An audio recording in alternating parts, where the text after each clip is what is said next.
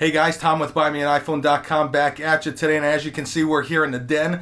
We're not going to spend much time here though, because today we're going to go out into the garage and we're going to do the installation of the Craftsman AssureLink garage door opener with die-hard battery backup. Now, if you guys remember, this is the garage door opener that ultimately you will be able to open and close from your smartphone anywhere in the world. So no more worrying about if you forgot to close the garage door. Anyway, we did the unboxing and parts inventory in one video. We did the assembly in another video. If you haven't seen those, we will leave annotations and links right up there. So either go check those out now or go check them out after this video. But we're going to go out into the garage. We're going to combine garage and geek. So the garage meets geek in this one. And we're going to install the Craftsman AssureLink garage door opener with die-hard battery backup and the internet gateway, but we'll do the internet gateway in another video. So no more wasting time. Let's go out into the garage and let's install this bad boy now.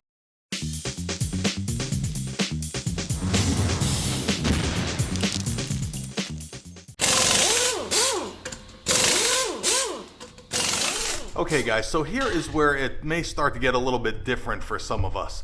Now, depending on what kind of door you have, if you have a sectional door, if you have a one-piece door, the placement of your header bracket is going to be a little bit different.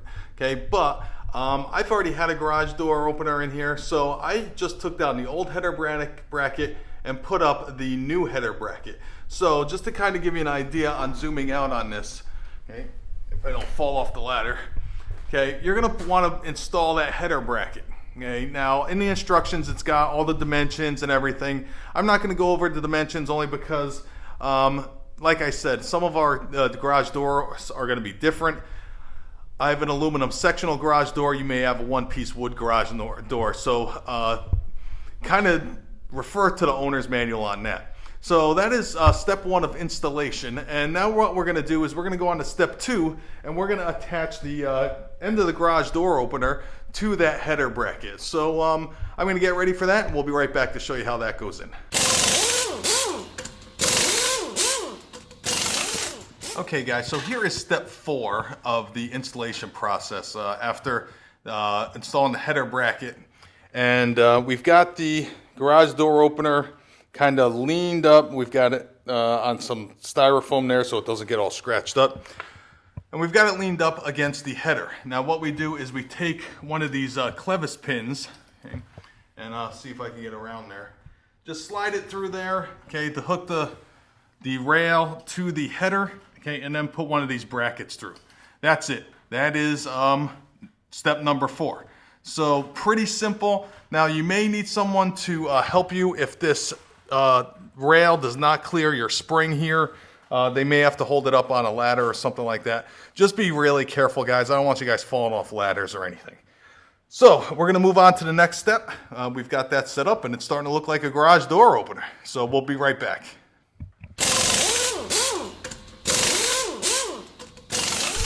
Okay guys, so next step, okay, after we've got the head unit connected to the header there, what you want to do is you want to secure it to the ceiling. Now, your application is probably going to be different from mine, okay? But the one thing that you need to know is you need to screw these brackets into rafters, 2x4s, okay, 4x6s, whatever you have. So what I did is I had I'm going horizontally, okay, because, or I should say perpendicular, because horizontally,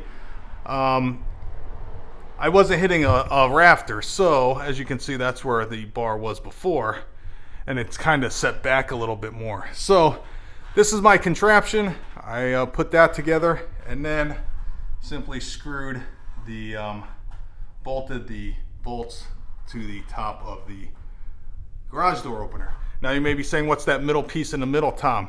That really stabilizes it. I mean, it is rock solid now. Before I put that piece in the middle, still a little bit wobbly, but now it's pretty solid.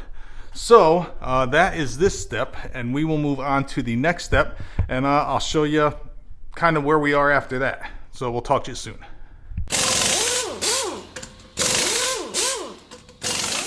All right, guys, so the next step after we've gotten that taken care of is we're going to install this bracket here. Okay, make sure that you install it to your guidelines, to your door. Okay, again, I have a aluminum multi-fold door here.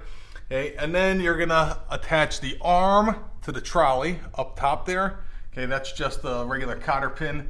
And then you're gonna adjust this piece here to the mount. Again, just a regular clevis pin, clevis cotter, whatever you want to use. And then you attach both of them together, and you use the 5/8 by 18 by 7/8 bolts and the nuts and lock washers. So far, that's what we've got. Okay guys, so now we have completed the next step. Okay, the next step is to install your safety brackets and your safety laser beam. So there's a couple different ways of installing these brackets. I went with the easy way. I don't know if you guys can see that or not, but it is simply a clip-on. It clips right onto the rail. So that's what I did. And on this side over here, clip on the rail. As you can see, we've got it hooked up. We've got the red or the green and the orange. And then what you do is you just run the wires up top and run it over to the motor. Okay, so that's what we've done. We've just stapled them to the ceiling, and we've done that. Now, okay, you've got two different wires up here that you have to do. Okay. That wire's there on the left, the red and then the white, that goes to your controller on the wall. Now mine was pre-wired, so I didn't have to do anything. I just hooked it up and then hooked up the controller on the wall. These over here, these two right there, the white and the gray, okay, you'll twist together the two white with black stripes, put it in the gray, and the two whites, and you will put it in the white. So I hope that you guys can see that okay and the lighting's all right. And so then what you'll do is you'll do that, and you'll do the adjustment of your door. You press this button here, the up arrow will blink. You will hit the up arrow until your desired height. Then you will let go, okay? And then you will press the middle button again. Then the bottom arrow will blink. You will hold it until the garage door goes down to where you want it, to your desired down position. Let go and hit the middle there. So that is all you need for your adjustment of the door for up and down. Pretty simple stuff. Okay, over on this side, we have this compartment here for the battery backup. So what we're gonna do is you take off the door, you hook up the battery with the terminals there, pretty easy, slide it back in, and you're done. Screw the faceplate on and you're done with that. Lastly, okay, you're gonna hook up your control monitor here. You're gonna set the time, the temperature, everything else, okay? But these two wires will be coming out of the wall, okay, or down your wall, whichever you have. Again, mine were pre-wired. You're gonna hook up one to the white and one to the red. Now mine is blue and red. Yours may be white and red, it may be yellow and red, whatever it may be. And then, okay, you've got the button that will open and close the garage door.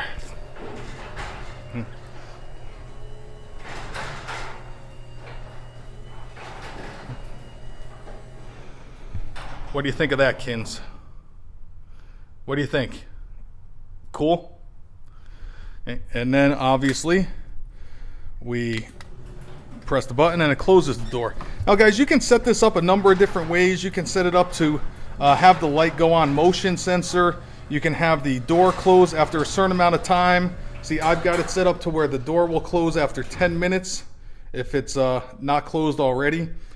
Just a lot of different options there. So you can have the light go on, have it go off. You can have it go on with motion. You can have the door close after 1, 5, or 10 minutes automatically. All sorts of stuff with this. And then here is the light button. So we just turn the light on, turn the light off. Pretty cool stuff there. So we're gonna finish up with the installation of the backup battery, and then we're done, guys. We're pretty much finished. You know, we ran all the wires and everything, and then we'll show you how to set up the internet gateway, and make it work over the internet. So that's the big feature of this, is we'll be able to open and close our garage door from our smartphone anywhere in the world. So maybe we'll do that in another video. Maybe we'll do it in this one. We'll see how the time frame is. We don't want to make these videos too long. But that is the installation of the Craftsman AssureLink garage door opener. So if you have any questions, shoot me an email. It's tommoshe@BuyMeAniPhone.com. Follow us on Twitter. It's twitter.com/BuyMeAnIPhone. You want to follow me personally, it's twitter.com/NerfSqueezer. Again, guys, if you have any questions whatsoever, okay, feel free to shoot me an email. I'll be more than happy to help if I can. So guys, thanks for watching, and until next time, remember, tell the ones you love them today, and we'll see you in the next video. Have a great day.